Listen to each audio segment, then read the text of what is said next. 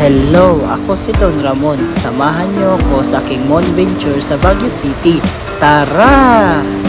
Maaga akong gumising para maipamalas ko ang aking mahika at para makapag-transition at makapag-teleport sa sasakyan. Madaling araw pat nagbiyahe na kami nang sa gayon ay para maaga dumating at iwas traffic na lang din. Sa kasagsaga ng mahaba at malamig na biyahe, sa daang Maliko kami ay huminto. Magkape muna tayo at sa gayon para di antukin. At di akalain maliwanag na pala. Saktong-saktong nakikita ng aming mga mata ang magagandang tanawin at nakakagising na lang din ng dugo sa nagdala sa amin. Pinili kong dito sa harap pumesto para siya ay libangin. Para makapokus na lang din siya sa daan at para iwas tumbling. Nalingat lang kami saglit, andito na pala kami sa La Union. Nararamdaman na namin ang tawag ng aming paroroonan. Ang ginaw ng simoy ng hangin ay waring nagsasabi sa amin na kami ay pakiligid. Inaalyo kami ng mga tanawin na parang nagsasabi sa amin na sa biyahe ay di maboring. Sa aming pagliko, napansin namin na 6 na oras na pala kaming nakaupo. Galit na ang aming inuupuan at nangungurot na ng balat. Kaya sa aming pagtayo, Baguio na pala. Saktong-saktong nangangalab na aming mga sikmura. Kaya sa Gedli, kumain sa tila kami nagpatumpik-tumpik pa. Baguio Botanical Garden ay aming inuna. Mamangha ka sa mga halaman na di mo lubos akalain na meron pala. Pine trees na mataas kami ay natulala. Elepanteng bato kami ay naaliw. Namin lubos akalain na di lang pala halaman ang nandito. Kung hindi si Coco.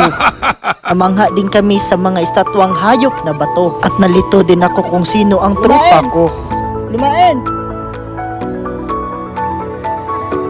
Ay, naramdaman tayo.